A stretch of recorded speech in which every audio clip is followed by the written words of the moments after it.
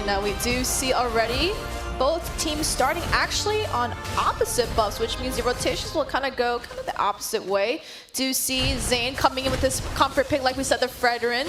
Do know he likes to spread some pixie dust around the map. He is the king of the jungle. So we're going to go ahead and see him go ahead and pick up that Fredrin. Yeah, Zane definitely very comfortable, but looking at best player, right? The rising star for North America, and we're wondering how he's going to go toe-to-toe against North America's #1 jungler, MLBB. You're looking at him running the tanks a lot. You're looking at Zane running the comfort Fredrin that we've seen time and time again. And we got to say, with teams of this caliber, it comes down to the micro and the macro, the last-minute decisions. The slight mistakes can be very costly.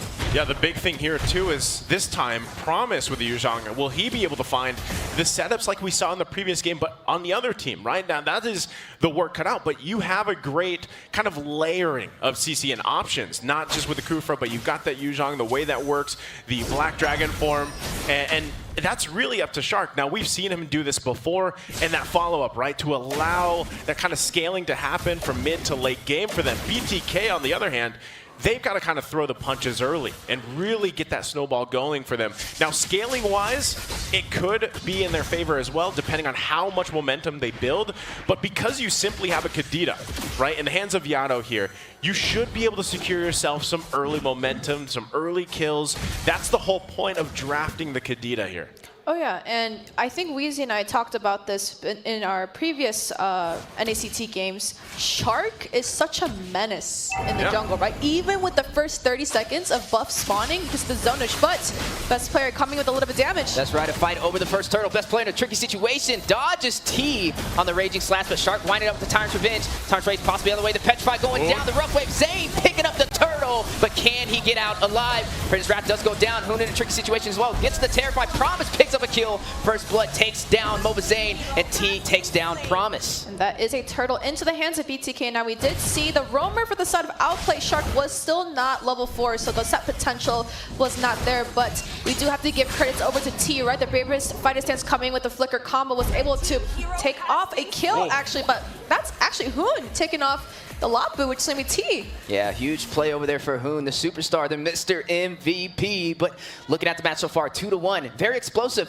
nice and early from both sides of the table. Yeah, so momentum, once again, is the question. But already, the fact that BTK is able to hold on, they get the objective. Yeah, that fight wasn't the best for them. But still, the way things kind of unfolded, the way the timing was, it wasn't their best fight, right? But the fact that they were at least able to secure the objective kind of gives them that ability to stay here, right? Stay in the game, lead up to the second turtle if they can. That's why Outplayed is going to constantly be putting pressure where they can. Huge play over there. Yato takes down best player just in time. That is going to be the jungler out for Outplay. Yeah, and if we kind of rewind a couple seconds back, you said the fight wasn't into their favor, but getting the turtle, but Shark. Huge battle on the mid-river. Shark on the chase. The Reach Passion goes out. Tyrant's Revenge onto the wall. Stunning Yato. Rough waves as well. A lot of utility on the board. The wall. The Guardian's Berry and the Wild Charge onto Shark, and a recall for some additional damage. That's additional damage right there. Joybodge powering up. Basic. Is going to rush away, needs to get out. ISO on the chase, a madman, but look at best player. Back to the executions in. ISO in a tricky situation, needs to get out. Thorn Rose unable to hit the mark, but MLBB joining the fight, trying to kite, trying to allow ISO to get away. He is able to get out of there alive. A great save from MLBB. And that is a very tricky situation for Outplay. That is not kind of the rotation that you want. You did expect to kill, but not secured, but we do see neutral Jack Turtle coming in just about now. We do see the rotations coming in for BTK. It looks like Zane's going to go ahead and take his hand on it first, but Shark already doing a good job. Zoning out Joybodge on this Grok, but best player is going to rush in, is going to puncture into the turtle, but now facing the full team of BTK. Joybodge secures the turtle. No retribution needed. Tyrant's Revenge onto the wall. Yato and T. Rough Waves goes in. Yato secures the kill, takes down Shark. Speedy Light Wheels from ISO. Maybe able to pick one up. Thorn Rose goes down. A Predator's Wrath from MLBB. Yato with the double takes down Promise, and out goes Outplay. Wow. Okay, that is amazing. They get the second turtle, and you can just see, and the recalls speak for itself. Joybodge is feeling it, right? He had rough game 1, he had a great game 2, now he's having a great game 3 so far. And also the setups he's able to find with this Grok, the Wild Charge, really allowing the rest of the team to shine here.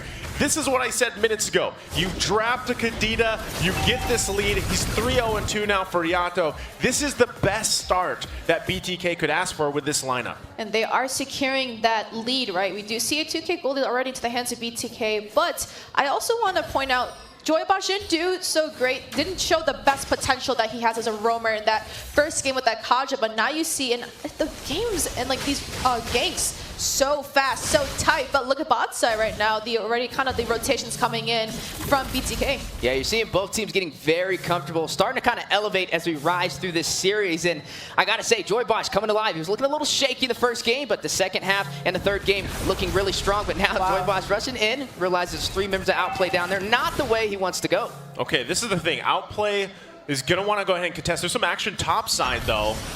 Yeah, huge play topside, the stun onto Promise. Bravest Fighter Raging slash MLBB for some additional damage. Promise with the Black Dragon able to escape, but this will create the opportunity for BTK to secure that first turret. And that is an objective down for the side of Outplay. So a good trade, I would say, for the side of BTK, but not so much for Outplay. Petri has been used, but mid side is going to get a knock-up. Airborne, put him on a trampoline. Yato takes down Hoon, but look at Shark rushing in for some additional CC. Not able to hit the mark, though. And so far, a great game for BTK. 2 turtles up.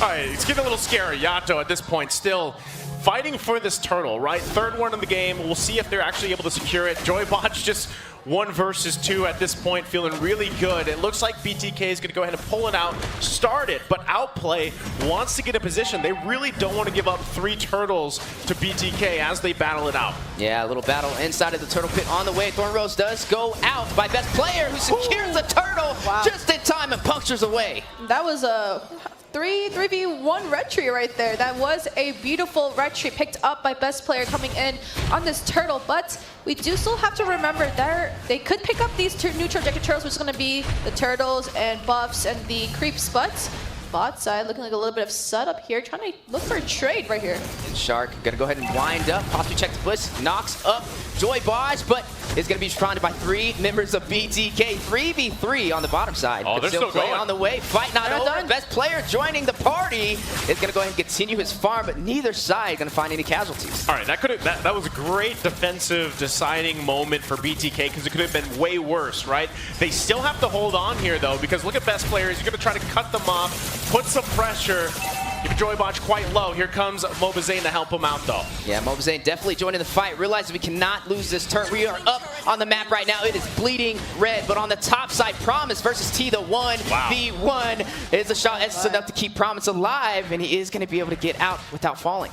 Not falling, but the objective is still into the hands of BTK. Took down 2 turrets on that top side. Only left with their high ground base turret for the side of Outplay. Now, they do need to make some decisions, right? They can either go ahead and be a little bit aggressive, but they do know they're kind of on the back end right now, right? They don't have the objectives and the turrets into their favor, and they do know the fight that they can take is up to them. But here we go.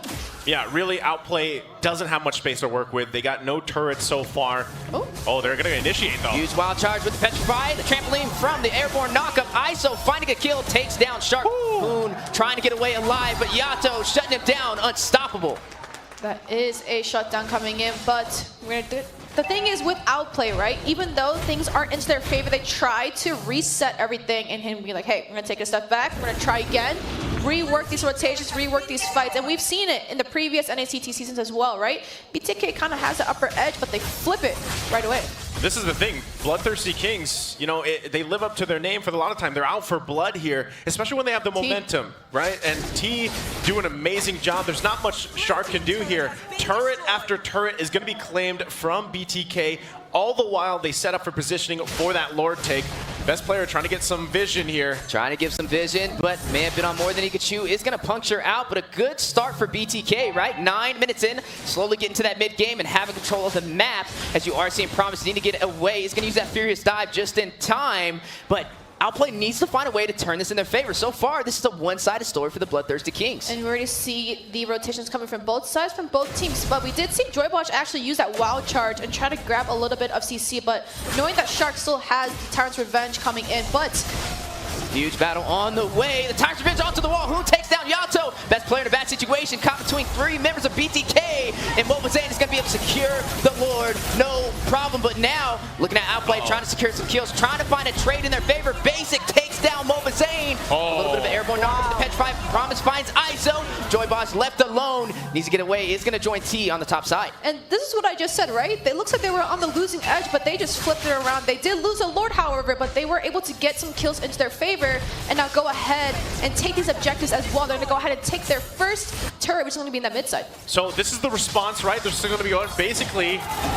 Be taken down. T secures that kill. Is going to get a stun as well. Promise trapped by the Guardian's barrier on the run. T on the chase as well. Out for Blood, living up to the name, the Bloodthirsty Kings, as you are seeing best player. Phantom's execution into the orange buff and away to the base. But look at the zonage from BTK.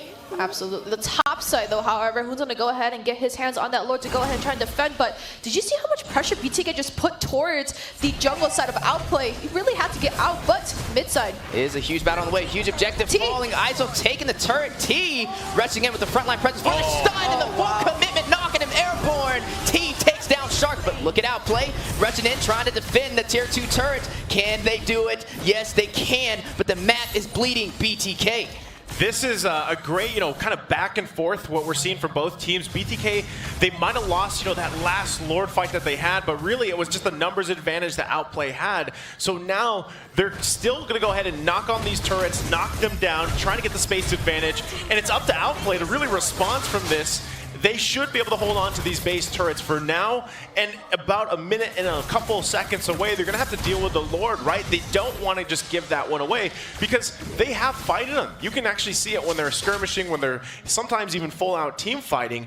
They have the capability to actually contest these objectives. The biggest problem for them, because they only have one turret this entire game, is they don't have space to move with. And so that's what Outplay has to fight for. And if that's finding a setup, a pickoff, if they can, that's best case scenario. But the biggest problem is right there, bottom right of your screen, it's Yato. The Kadita is a huge threat, especially to someone like Basically who still needs time to build up here. And that's why you see them so crowded together, right? This is their form of just kind of the ultimate bonding experience. They're sticking together here. Absolutely. And now the thing is, you have to work together as a team. Now, Outplay, when it comes to this draft, you do have to fight as a team, but Shark just got caught out. With the wild charge knocked airborne, the Petrify going down. Hoon joining the fight. Shark able to get out of there alive. Yato takes down Hoon. Mirror's Passion from afar from Basic. ISO caught by best player, but now Promise the best player on the run. T takes down Shark with the killing spree. Chance is activated. Yato. Promise may be able to take down Yato. Is going to use the rough waves to get out of there. The knockup on to Promise, but look at best player. Tricky situation as well. Needs to escape. Joy Boss and T. Felt the low HP. Best player pass in, takes down Yato. Punctures back through T and Joy Boss, but T shuts him down for the mega kill. Promise to Joy Boss and T fighting it out 2v1. Promise, the king of life still. Can he sustain himself? The wild charge for the knockup. The life still is still there. He is still alive, and he furious dives out of there, escaping from T. But look at T. Look at the drive, still rushing in. Basic? Both fighters fighting their lives out on the line, but Basic in the bush. Possible Lord still on the way. Needs to swap over. Could possibly get a little bit of a snipe first still, but look at Moon. Wraps around just in time. Zane has the retribution. T joined the fight. Raven's fighter, Rage Slash. Zane is going to go ahead and secure the turtle for BTK. Huge play. Basic takes down T. Zane takes down Basic to respond, but BTK claims the Lord. Not the best trade I would like to see. They did try to go for that Lord because, just like Nice said, you can't really. They don't want to really give up this Lord, but if they give up this Lord, they're going to lose so much potential here. Can I just say that is going back to the break point, the pretty much the keys to victory for BTK. They slowed it down, right? They slowed it down. You're going to look at the replay here. That's what they had to do. The timing was great. It looked like OP would make it in time, but what a Guardian's barrier there to cut off Basic. He wasn't able to escape, and now they're marching in the base in the mid lane. Marching in the base, possibly trying to claim some real estate. ISO find the turret. Yato taking down best player. The map has opened up for Outplay. What is happening right now? BTK, knock, knock. Who's there? Mobazane and the revamped team trying to claim game 3. It looks like they are trying to go ahead and defend this. You are going to see huge play on the way. Huge invade from BTK. Promise, front line, trying to sustain himself, trying to stop BTK from claiming some more of these inhibitors. You are seeing Hoon on the bottom side, but look at BTK. Very comfortable right now. A little bit of that recall for that additional damage that we love to see, and down goes the top inhibitor turret. I love T. He just bravest fighter jumps in there and he just stands. He's like, come on, who wants it? So that, again, is how good BTK is feeling with this game. Number 3, their total control here. Again, Outplay at this point, 15 minutes in, one turret, right? Now, The top side is holding on to about 1 hit away. They should be able to get that down, work around with it, but they got about a minute and a half to do something, right? Because next Lord's going to come up here. They don't want to give that one up. And conceals are going to be used. They're just trying to scout around the map. This is what I was talking about advantage-wise. Now, let's take a quick look at the items here, Eunice. And we are looking at that 15-minute power spike. So we're kind of in that mid to late game, and this could go towards that late game. But we already see a lot of Immortals being picked up by the side of BTK. Zane, one of that tank jungle needs to go ahead and be able to front for a lot. ISO also picking up the Immortality. So we're going to see a lot of those long sustained fights. And my question is, Weezy, can you breathe? Oh, man, I'm trying. They're making it very hard. But look, 15 minutes in, right? Officially getting to the late game. The respawn timers are getting higher and everything on the line. As you are going to be seeing this Lord spawn in 40 seconds. The question is, how can Outplay find their momentum? They're a team that's been dominating the whole 2023 spring season, but now taking some losses, right? BTK able to find their rhythm, and if they keep this up, it may put Outplay on the back end. This is the time, you know, they have to, this is exactly what OP has to do. Move around the map together, scout things out the best way you can. If that's at the sacrifice of your conceal, then that's what you have to do, because if someone goes down, if someone gets picked off, especially from Yato, it's tough, right? The fact that you try to contest that next Lord, you cannot lose a member at this point of the game, so they're forced to stick together. They got to secure the buffs that they can here for best player, and then allow themselves to actually contest that Lord. You can see that's exactly what they're going to be doing. Basically, his positioning is crucial here. And if he can get into a setup the way that he needs to be, if Shark can find it, that's going to be huge. So already BTK controlling this side of the map, ISO making his way down too. Still, everybody has the green lights ready to go, and also the spells. Already some items being picked up too. Lord's going to be half health here. BTK taking it slow. Doesn't even matter too much about this about the goal, you know. Usually in that early game stage, you want to harp on who is most fed, is able to get the most amount of creeps. But right now, we're already into that mid to late game, so goal doesn't even really matter. You just want to see what you can get out of this, and knowing that Outplay right now is in the back end. But T, huge play on the way. The battle in the Lord pit. Yato, knock up. Yato rushing in. Shark is going to flicker away, but not the same story for best player. T is going to shut him down. The jungler does fall for Outplay. Retribution into the hands of MLBB to be able to secure this Lord. There you go. There was an attempt, but there was a forced initiation from BTK. They knew exactly what they had to do. Joybaj is massive this game, has not died, 12 assists for him. And that is crucial items being picked up for basically, because again, he wants to be able to survive those fights if he gets in a bad situation. Buy a little bit of time here. So they have to hold on. Outplay has to hold on to this mid lane, get rid of Lord, get rid of those charged up minions, marching down, holding on to one last turret of the base here.